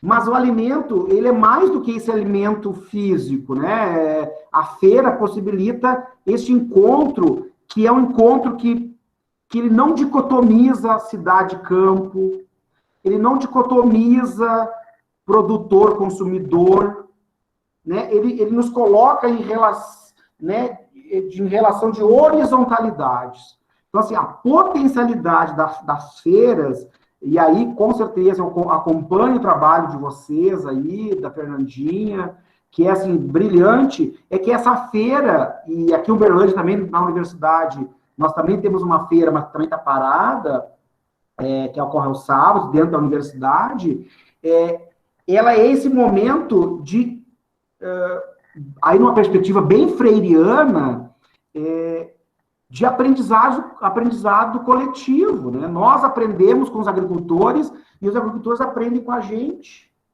né? Então, assim, essa questão, ele é pedagógico para ambos, né? Então, assim, a pandemia também afetou muito essa questão da feira e da feira como esse momento, né, desse encontro para além do ato de comer em si, né, mas o alimento enquanto esse elo que não dicotomiza a sociedade, não dicotomiza as pessoas. Bom, em relação a fake news, o que tu traz a relação, um exemplo do arroz é emblemático. E aí eu vou dar um exemplo que eu acho que, para não ficar no acadêmico, não é que o linguajar acadêmico não é importante, mas assim, estou entendendo, que é a transposição pedagógica, né? Vamos dizer, né, Marquiana? A gente que trabalha com PIBID e tal. Eu acho que, assim, aproveitar as tecnologias e colocar um plantador de arroz, por exemplo, em contato, para ele nos falar a realidade dele.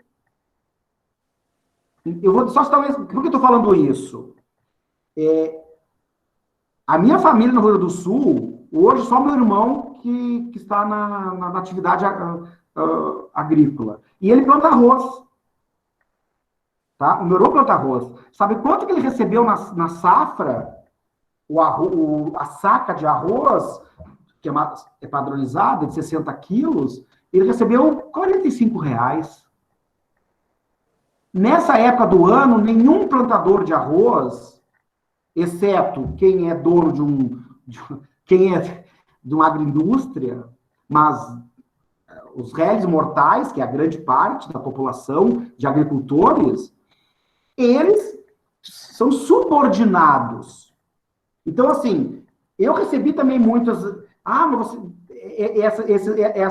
essas imagens que o pessoal coloca, que a cerveja custa tanto, o arroz custa tanto, está reclamando.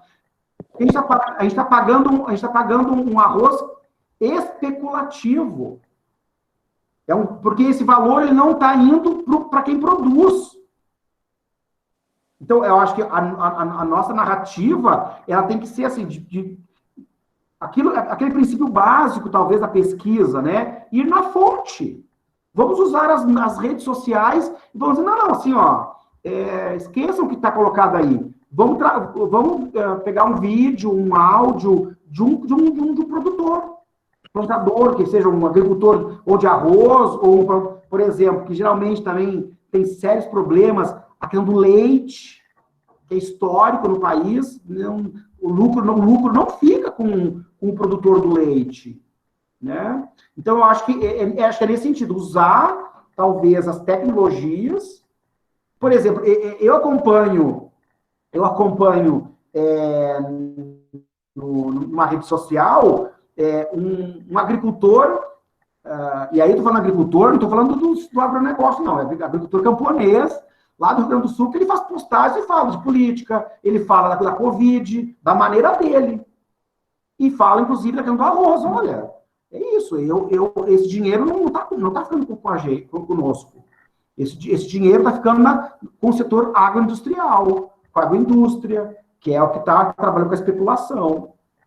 Então, não sei, talvez, como é que dizer assim, a estratégia é isso, é ir nas fontes, é trabalhar com as fontes, é tentar fazer, por exemplo, né, quem melhor do que essa senhora aí que traz para a feira para falar dos impactos da Covid na reprodução social dela e da família dela lá no campo? Ela. Né? Então, eu acho que é uma boa ferramenta didática, pedagógica. Né? Enfim, penso eu.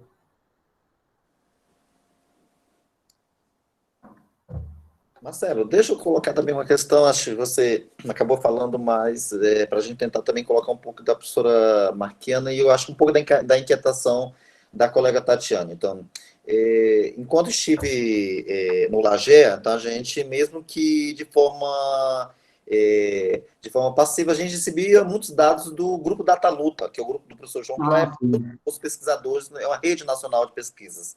E ele vai estar ligado muito à questão da reforma agrária.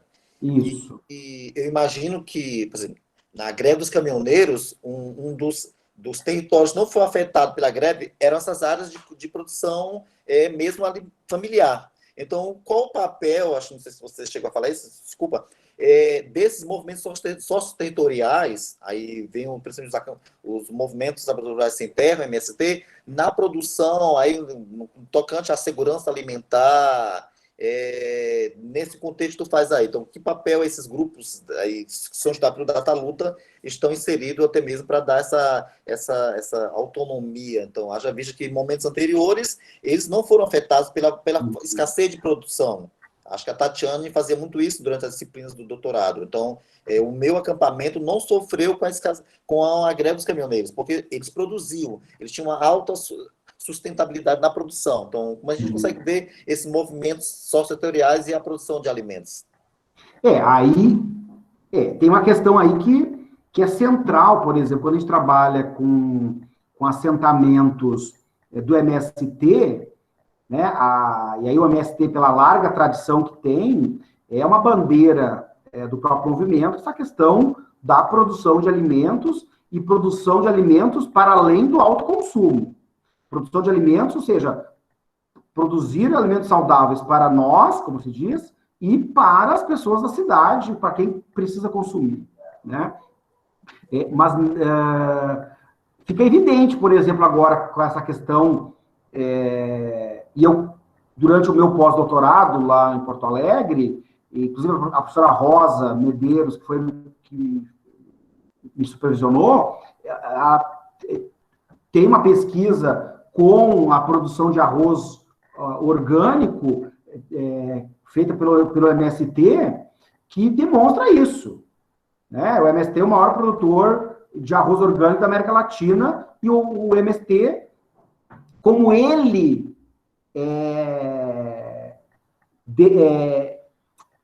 detém os meios de produção, o arroz está sendo vendido no mesmo preço. Né? O mesmo preço que antes dessa inflação do arroz pelo setor agroindustrial. Porque é estratégico. Né? Então, quer dizer, porque é uma concepção política, no sentido de que tem que gerar renda, para as famílias, claro que tem que gerar renda para as famílias, mas é diferente de lucro, né? Então, quer dizer, quando o MST agora coloca, diz, olha, o nosso arroz, que é, inclusive, orgânico, ele está sendo comercializado ao mesmo preço, né? Então, porque isso é uma decisão política do movimento, que é uma bandeira de luta, produzir alimentos saudáveis e para todos. Então, isso fica muito evidente nos assentamentos do MST. Aqui mesmo em Uberlândia, nós temos só um exemplo, o assentamento Emiliano Zapata, né, que produz mensalmente 10 toneladas de alimentos, inclusive para o restaurante universitário, para a merenda escolar, né? Então, são territórios, por excelência, dessa produção, ainda mais vinculada a essas cadeias curtas, né? Que é para suprir de alimentos frescos, saudáveis, o entorno. Né? Então, é bem evidente isso.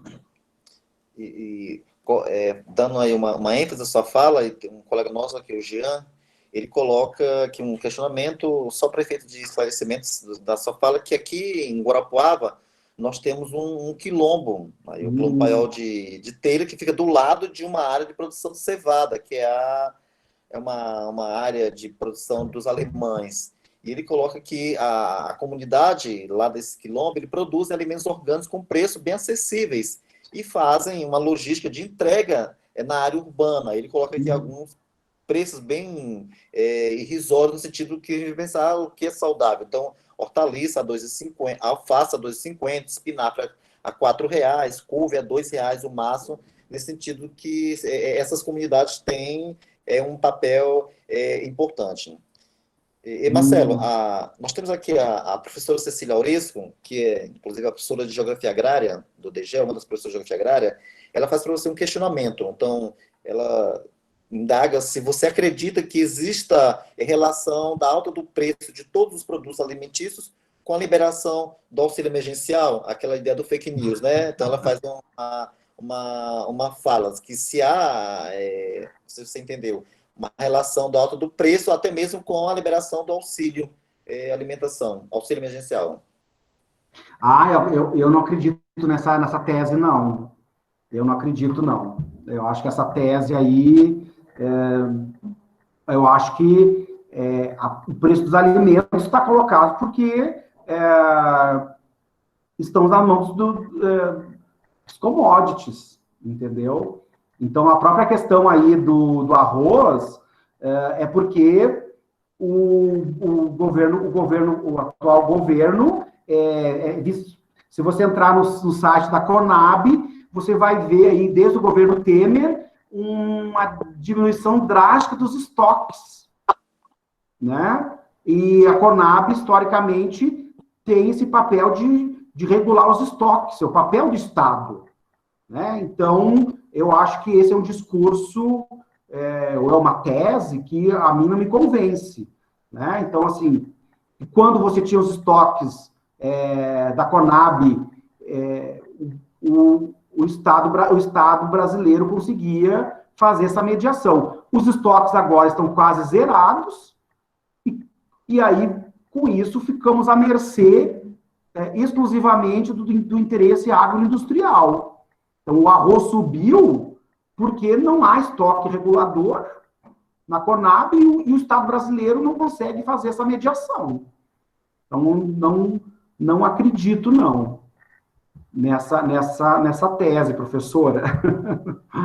Eu acho que aí entra essa questão aí do exemplo do arroz, né, e a falta dos estoques na Conab, né, porque aí esse é o papel do Estado, né. Enfim, não sei se lhe respondi, mas pelo menos essa é a perspectiva que eu entendo.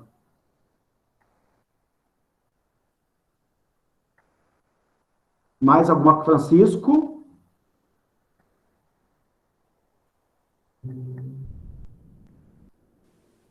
Você me ouve, Marcelo? Oi, agora sim. Sim. Agora sim. Aí, Parece que tinha travado. acho que travou. Eu não sei se é a última questão. Ou seja, eu vou aqui para o WhatsApp, vou aqui no WhatsApp. Tá Então, bem. como está me ouvindo?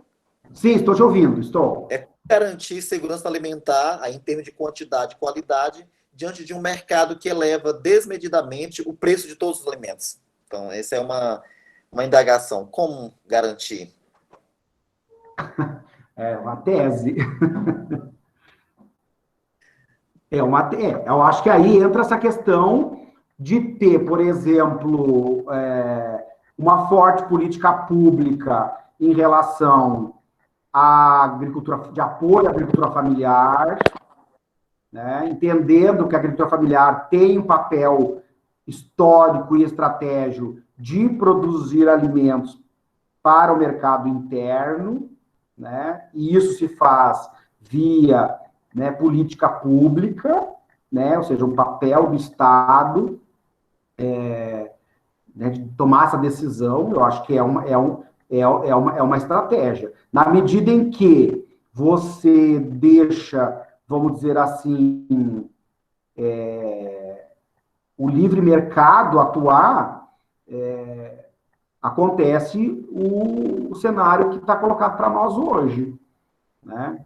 Então, eu acho que essa segurança alimentar, ela tem relação direta com essa questão de um Estado indutor, né? Então, quer dizer, você pegar lá questões do PRONAF, aonde coloca incentivo da produção orgânica, né? Tu coloca o PRONAF com incentivo à questão de gênero, tu coloca o PRONAF vinculado a pequenas a questões geográficas específicas, como semiárido, né? Então, eu acho que são estratégias de políticas públicas que visam, né, mais do que até segurança alimentar, uma soberania alimentar.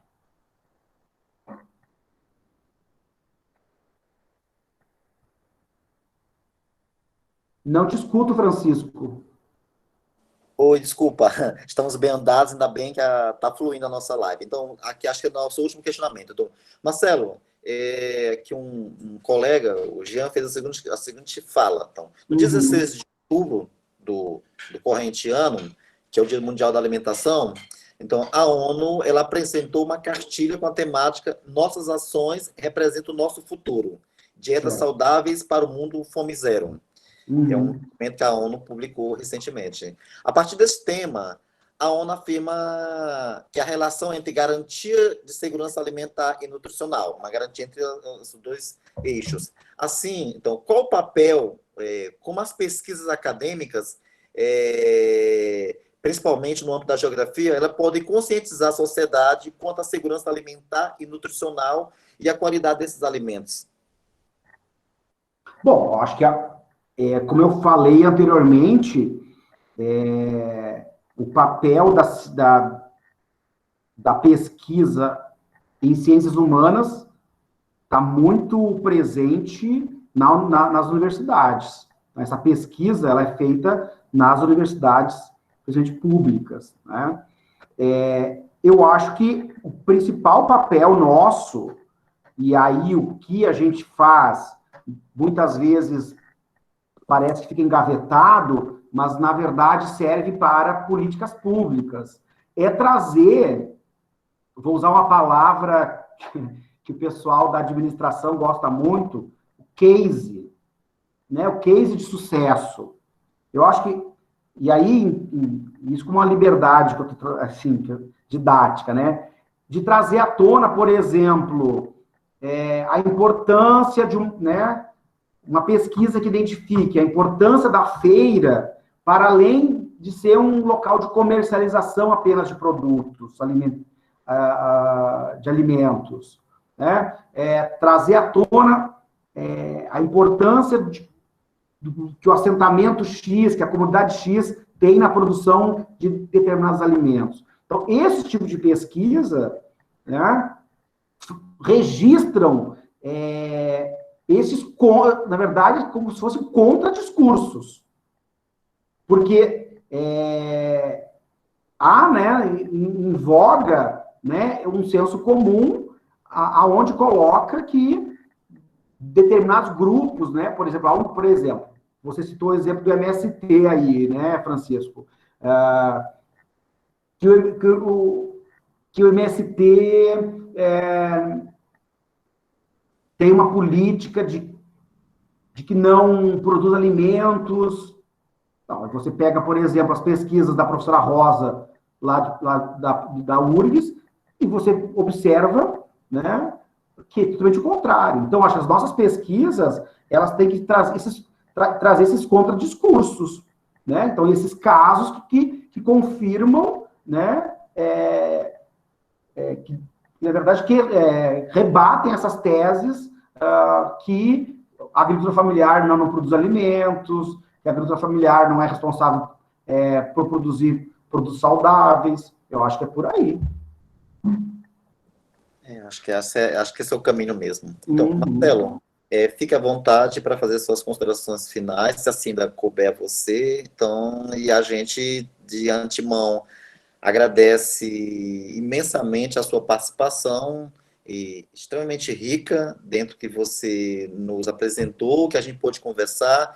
Teríamos momento para discutir outras temáticas ainda possíveis, relação campo-cidade, agronegócio, estruturação produtiva do território. Então, fiquemos para um outro momento. E esse, como diz a professora Marquiana, será o momento realmente dos contatos físicos. Então, nós espero que ainda esteja por aqui, em Guarapuava. Então, sinta-se convidado a estar presente conosco em qualquer momento oportuno, e fique à vontade para você fazer as suas considerações finais, e fica aqui o nosso abraço e o nosso agradecimento à sua contribuição para esse evento que a gente vem desenvolvendo desde o início do ano.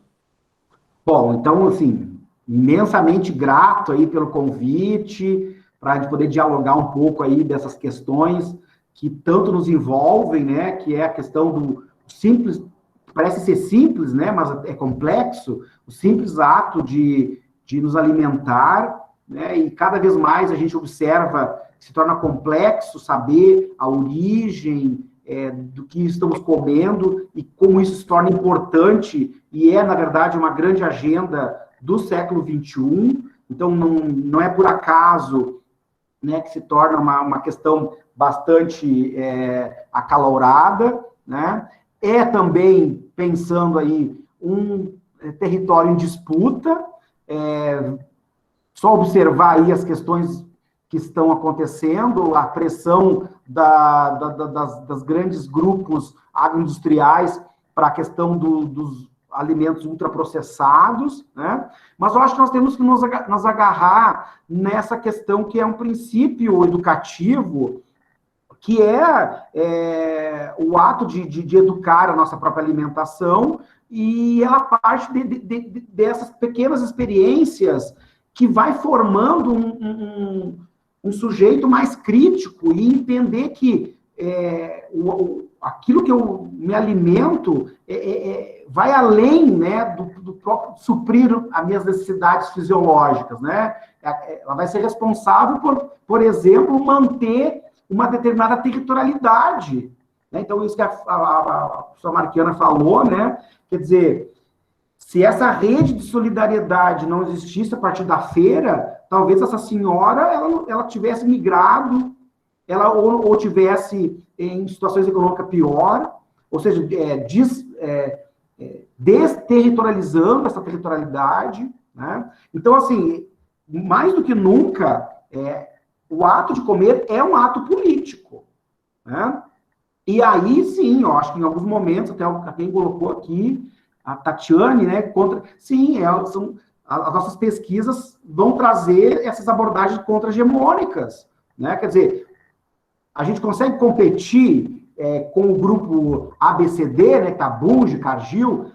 Não, mas não de maneira efetiva, mas criando uma nova cultura, né, uma cultura subalterna, vamos dizer assim, aonde a gente começa a valorizar, né, a questão de consumir produtos da cadeia curta, de laços de solidariedade, estreitando, na medida do possível, estreitando esses laços, quem produz o meu alimento, isso gera no território um forte impacto positivo, né? Então, sem falar também de uma dimensão também mais cultural, que é a própria questão, assim, por exemplo, a nossa tradição alimentar do arroz com feijão, você conversa com qualquer nutrólogo, com qualquer nutricionista, ele vai dizer né, que é um maior erro, né, essa mudança alimentar, onde se substitui o arroz e o feijão por ultraprocessados. Então, quer dizer, porque é uma cultura alimentar altamente respaldada do ponto de vista nutritivo e científico, mas que é bombardeado por ícones de uma modernidade, ícones de uma urbanidade que a indústria alimentar nos vende e que, às vezes, a vida pode ser muito mais simples, né? Nada contra, não se trata aqui de não poder comer um sanduíche, não é essa a lógica, não é isso, entendeu? Mas é uma discussão de realmente nós termos liberdade de nos alimentarmos como nós desejamos. O que ocorre é que a pressão política, né, o lobby, e aí esse lobby vai para deputados, senadores, que estão lá defendendo mudanças em políticas públicas, que é perigoso, né? Então, o fortalecimento dessa base territorial, local, de fortalecimento disso que foi colocado, né, das redes de solidariedade, dessa valorização, né, desses alimentos saudáveis e produzidos localmente, é um movimento que não volta, assim, ele só tende a se fortalecer, né? Claro, não se trata aqui de imitar outras realidades, como, por exemplo, em alguns países da Europa, mas, enfim, se trata de um movimento que eu considero positivo. Então, eu acho que nós, em determinadas medida, estamos fazendo minimamente nossa parte. Agora, há uma dimensão que aí me permitam a palavra, que é uma dimensão desgraçada, é que nós vivemos num país extremamente onde a discrepância do nível de renda é tão grande, né, que nós temos outros desafios, né, que é, por exemplo, como é que eu vou falar de qualidade de alimento, no sentido, assim, né, se tem gente passando fome. Então, assim, as nossas questões são muito mais profundas, muito mais estruturais, né, e estão muito mais aprofundadas. Agora, claro, há inúmeros movimentos pipocando, como, né, colocado aqui, que é o que nos dá o sopro da esperança, né? Então, que eu acho que é o que nos move, que são essas experiências contra-hegemônicas aí, que vão aos poucos se fortalecendo em rede, que eu acho que essa é a grande questão, mas que sim, e aí nós temos que ter paciência, e, infelizmente, é um movimento lento, mas como toda, também, mudança cultural, ela é lenta, né? Ela é lenta, e educacional, a gente sabe que ela é lenta, então a gente tem que acreditar nisso, né? Até porque, senão, a gente não estaria acreditando na profissão que a gente tem, que é ser professor, ser geógrafo. Mas, no mais, eu queria agradecer a todos pela paciência e pela acolhida. Obrigado, Francisco, pela mediação. Obrigado, Marquiana e os demais que estiveram aí. Um prazer. E, bom, passaremos por essa, né, pessoal? E, enfim, e um forte abraço aqui desde o Cerrado Mineiro para os campos gerais, né? Os campos gerais, né? Gelados. Hã? Gelados. Gelados. Tá certo, pessoal. Uma boa noite, então. Então, boa noite, Marcelo. Obrigado. Obrigado.